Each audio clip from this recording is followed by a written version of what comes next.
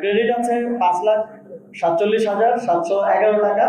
Service তো এখনো বাকি আছে ৬,২৯,৭৪৬ টাকা।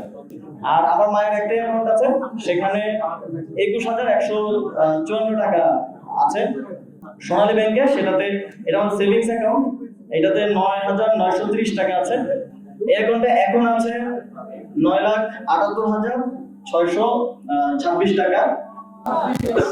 আপনারা জানেন যে বিগত সময়ে জুলাই গণঅভ্যুত্থানের পর থেকেই যারা জুলাই গণঅভ্যুত্থানে সম্মুখভাবে নেতৃত্ব দিয়েছিল এবং আমাদের সাথে যারা সংশ্লিষ্ট সকলের এক ধরনের প্রক্রিয়া আমরা বিগত ১.৫ বছর ধরেই দেখে আসছি। সাম্প্রতিক সময়ে যখন দলের পক্ষ থেকে প্রাথমিকভাবে আমাকে ঢাকা দক্ষিণ সিটি কর্পোরেশন নির্বাচন করার জন্য বলা হলো এবং সেটা মিডিয়ার কাছে গেল, তারপর থেকে আবার নতুন করে এক ধরনের প্রোপাগান্ডা এবং কিছু বিশিষ্ট কিছু নির্দিষ্ট মিডিয়ার মাধ্যমে আমরা দেখতে পাচ্ছি যেটা হচ্ছে অন্তর্বর্তীকালীন সরকারের বিরুদ্ধে হচ্ছে, আমার বিরুদ্ধে হচ্ছে। এবং গতকালকে আমি দেখলাম যে বাংলাদেশ ফাইন্যান্সিয়াল ইন্টেলিজেন্স ইউনিট আমার ব্যাংক হিসাবে মেসেজটি ব্যাংকগুলোতে দেওয়া হয়েছে তথ্য, যে সেই মেসেজেই লেখা আছে যে এটা কনফিডেন্সিয়াল এবং কনফিডেন্সিয়ালি বিএফআইইউ এর কাছে পাঠাতে হবে। কিন্তু বিএফআইইউ এর যে অফিসিয়াল সাংবাদিকদের গ্রুপ, সেখানে তারা সেই কনফিডেন্সিয়াল ইনফরমেশনটা তারা নিজেরাই পাবলিক করলেন। আমি মনে করি একজন নাগরিক হিসেবে এটা একজন নাগরিকের প্রাইভেসি নষ্ট করা, এবং এটা আপনারা যদি অনুসন্ধান করতে চান অনুসন্ধান করেন। আপনারা এটা আলাদা পাবেন ৫৬ জনের টাকা দিয়ে ৫৫ জনের টাকা দিয়ে আমারটা আলাদাভাবে সাংবাদিকদের গ্রুপে দিয়ে প্রচার করতে বলাটা আপনাদের যে হীন উদ্দেশ্য সেটাকেই প্রকাশ করে। তখন মন্ত্রী পরিষদ বিভাগের কাছে আমাদের বিবরণী আমি পেশ করে এসেছি, এবং তারপরেও যেহেতু আবার এগুলো নিয়ে কথা উঠলো এবং জল ঘোলা করার চেষ্টা করা হচ্ছে, তখন আমি মনে করলাম যে আমার ব্যাংক হিসাব এবং আমার পরিবারের সকলের ব্যাংক হিসাব জনগণের জন্য উন্মুক্ত করে দেওয়া প্রয়োজন, যাতে করে এই বিষয়গুলো নিয়ে কেউ কোনো ধরনের বিভ্রান্তি তৈরি করতে না পারে। আমি গতকালকে যদিও বলেছিলাম যে আমি আমার ব্যাংক অ্যাকাউন্টের স্টেটমেন্ট পাবলিশ করব, কিন্তু পরবর্তীতে ভাবলাম যে আমার পরিবারের সকলের ব্যাংক অ্যাকাউন্টের হিসাব সহ উন্মুক্ত করি, যাতে এই বিষয়গুলো নিয়ে আর কোনো প্রশ্ন অবশিষ্ট না থাকে। আমি একটু আমার ফ্যামিলির যে ব্যাংক হিসাব গুলো আছে সেগুলোর একটু সামারি যাই, তারপর আমার ব্যাংক অ্যাকাউন্ট গুলোর ব্যাপারে ডিটেইলস দিব। এই সবগুলো স্টেটমেন্ট আপনাদেরকে আমাদের যে গ্রুপ আছে সেই গ্রুপের সফট কপিগুলো আপনাদেরকে সেখানে প্রোভাইড করা হবে, সেখানে আপনারা আরো বিস্তারিত দেখে নিতে পারবেন। এখন আমি সামারিলি বলছি, যেহেতু অনেকগুলো অ্যাকাউন্ট। আমার বাবার 5টা অ্যাকাউন্ট আছে, এর মধ্যে salary account, active account, savings account এবং কারেন্ট অ্যাকাউন্ট রয়েছে। তার মধ্যে 5টা অ্যাকাউন্ট মিলে মোট ক্রেডিট আছে ৫,৪৭,৭১১ টাকা। কিন্তু আমার বাবার সার্ভিস লোন আছে, তিনি যেহেতু শিক্ষক, তিনি 10 লাখ টাকা সার্ভিস লোন নিয়েছিলেন, যেটা প্রতি মাসে সার্ভিস লোন এখনো বাকি আছে ৬,২৯,৭৪৬ টাকা।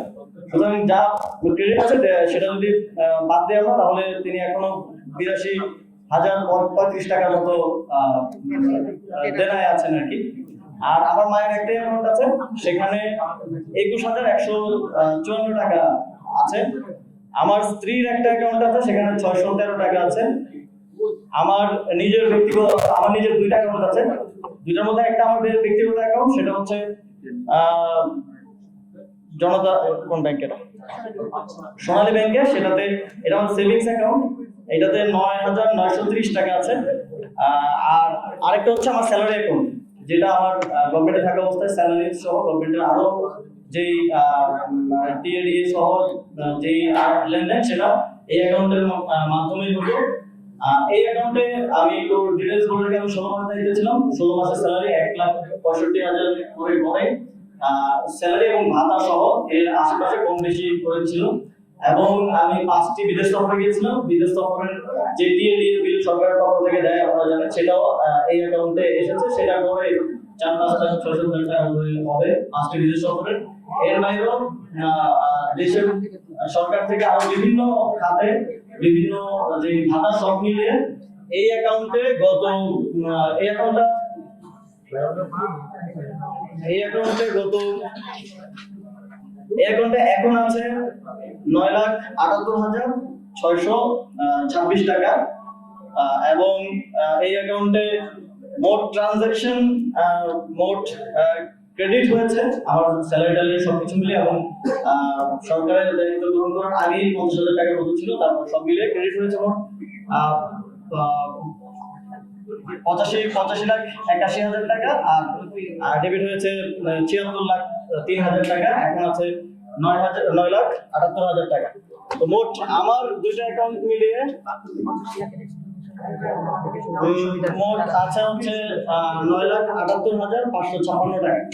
এই 85 লাখের মধ্যে আমি যেটা বললাম, স্যালারি আছে অলমোস্ট, ধরে যদি 1,65,70,000 করে ধরি তাহলে অলমোস্ট 25 লাখের মতো, 85 লাখের টোটাল ট্রানজাকশনের মধ্যে।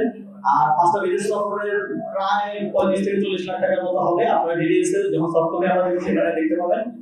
এবং এর বাইরেও আরো নানা সরকারের ভাড়াদি এবং অন্যান্য আরো খরচ। এবং এই অ্যাকাউন্টে আমি ক্লিয়ার করতে চাই, এই অ্যাকাউন্টে শুধুমাত্র যে টাকাটা এসছে পুরোটাই সরকারের যে মন্ত্রিপরিষদ বিভাগের একটা সাইট আছে আইবাস প্লাস প্লাস, যেটা দিয়ে মন্ত্রীদেরকে এবং সচিবদেরকে স্যালারি প্লাস অন্যান্য যে শুধুমাত্র সেখান থেকেই টাকা ক্রেডিট হয়েছে। এর বাইরে থেকে অন্য কোনো উৎস থেকে টাকা ক্রেডিট নেই।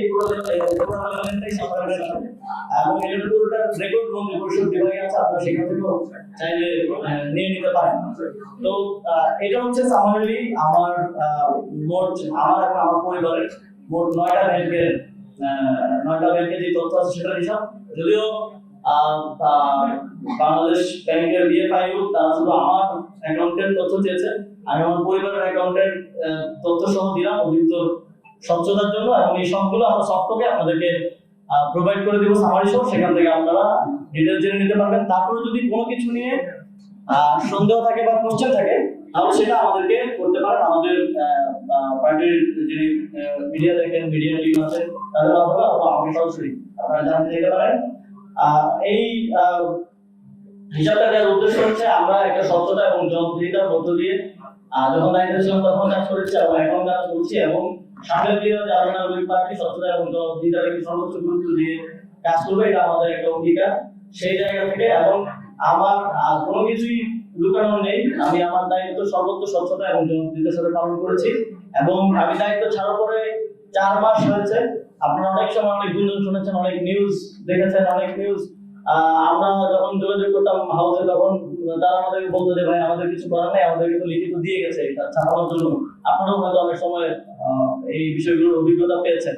এবং আপনারা দেখেছেন যে গতকালকেই আপনারা হয়তো জেনেছেন যে আমাদের জাতীয় নাগরিক পার্টির একজন সাবেক সদস্য গোলাম সালাউদ্দিন তানভীর, তাকে নিয়ে একটা 400 কোটি টাকার বিশাল ন্যারেটিভ এবং এক ধরনের প্রোপাগান্ডা করা হয়েছিল। দুদক তাকে নিয়ে অনুসন্ধান করেছে, দীর্ঘদিন অনুসন্ধান করে তাকে কিন্তু নিষ্পত্তি দিয়েছে, এবং সেটা এই সরকারের আমলে নিষ্পত্তি দিয়েছে। কিন্তু তার যে এবং আমাদের পার্টির যে এই সংশ্লিষ্ট নিউজ এবং প্রোপাগান্ডার কারণে এক ধরনের হ্যারাসমেন্টের শিকার হতে হলো এবং এক ধরনের ইমেজ নষ্ট হলো, এটার কোনো রিপেমেন্ট বা এই ধরনের কিছু নেই। আর আমার ক্ষেত্রে ঠিক একই বিষয় ঘটেছে। এবং যারা বিগত সময়ে সরকারের দায়িত্বে থাকার কারণে বিভিন্ন দায়িত্ব পালনকালে নানাভাবে মনোক্ষুণ্ণ হয়েছেন, তারা এই চেষ্টাগুলো করছেন। এবং একটা গোষ্ঠী যারা আওয়ামী লীগ আমাদের গণঅভ্যুত্থানের কারণে দেশ থেকে পালিয়ে যেতে বাধ্য হয়েছে, তারা তো প্রতিনিয়ত লেগেই আছেন। তাদের বিভিন্ন পেজ আছে আপনারা জানেন, বিভিন্ন এবং বিভিন্ন মিডিয়াতেও তাদের শেয়ার এখনো আছে, তাদের লোকেরা এখনো বসে আছে বিভিন্ন পর্যায়ে। তারা এই ধরনের সূত্রহীন, আমরা দেখি মাঝে মধ্যে যে নিউজগুলো হয় এগুলো ফ্যাক্ট চেকাররা মাঝে মধ্যে ফ্যাক্ট চেক করেন, বা অনেক ফ্যাক্ট চেকিং এজেন্সি আছে বাংলাদেশে তারা লিখেন, এবং কয়েকজন ফ্যাক্ট চেকার এগুলো নিয়ে পোস্টও দিয়েছেন যে কতটা ভিত্তিহীন ভাবে অভিযোগগুলো করা হয়। একটা নিউজ দেখলাম যে কিছুদিন আগে $10 বিলিয়ন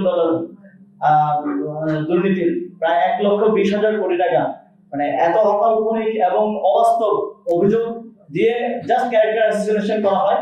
এবং যাদের কাছে কোনো ধরনের প্রমাণ নেই, কোনো ধরনের লিড নেই, তারা শুধুমাত্র এই অভিযোগ দেওয়ার মাধ্যমে এবং এটা বিভিন্ন প্ল্যাটফর্ম অ্যাডভান্টেজ তাদের থাকবে সেগুলোর মাধ্যমে প্রচারণার মাধ্যমে এক ধরনের ক্যারেক্টার অ্যাসাসিনেশন করার চেষ্টা করেন। এবং এটা শুধু আমি না, এটা জুলাই গণঅভ্যুত্থানে যারা অগ্রসারিতে ছিল সকলের বিরুদ্ধে এই ধরনের প্রচেষ্টাগুলো হয়। এই চেষ্টাগুলো হচ্ছে এবং সামনের দিনেও হবে আমি জানি। তবে আমার দিক থেকে আমার স্বচ্ছতা এবং জবাবদিহিতা আমি শতভাগ নিশ্চিত করার চেষ্টা করব এবং আপনাদের এই বিষয়টির জন্য প্রস্তুতি